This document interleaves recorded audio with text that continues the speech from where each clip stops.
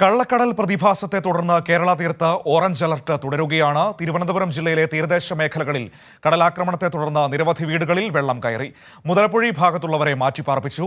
ഇന്ന് രാത്രി 11:30 വരെയാണ് തീരത്ത് കള്ളക്കടൽ പ്രതിഭാസം നിലനിൽക്കുന്നത്. ഇന്നലെ രാത്രി 7 മണി മുതലാണ് കള്ളക്കടൽ പ്രതിഭാസത്തിന്റെ ഭാഗമായി സംസ്ഥാനത്തെ തീരദേശ മേഖലകളിൽ കടലാക്രമണമുണ്ടായത്. അഞ്ചുതെങ്ങ് ഭാഗത്ത് വീടിനുള്ളിലേക്ക് വെള്ളം കയറിയ സാഹചര്യത്തെ തുടർന്ന് 3 വീടുകളിലെ ആളുകളെ മാറ്റി താമസിപ്പിച്ചു.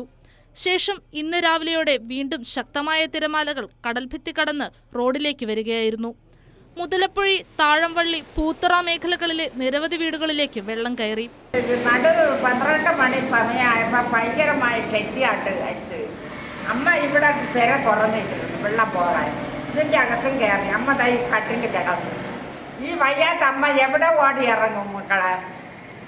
രാത്രി മുതൽ കടലടി ഉണ്ടായിരുന്നു.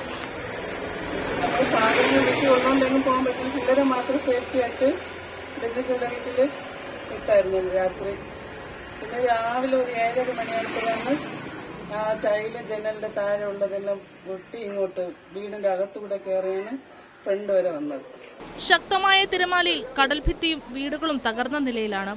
തൃശൂർ, ആലപ്പുഴ ജില്ലകളിലും തീരദേശ മേഖലകളിൽ കടലാക്രമണമുണ്ടായി. ഇന്ന് രാത്രി 11:30 വരെയാണ് കള്ളക്കടൽ പ്രതിഭാസം മുന്നറിയിപ്പുള്ളത്. അടിയന്തര സാഹചര്യത്തിൽ വേണ്ട നടപടി സ്വീകരിക്കാൻ ജില്ലാ മേധാവികൾക്ക് നിർദ്ദേശം നൽകിയിട്ടുണ്ട്.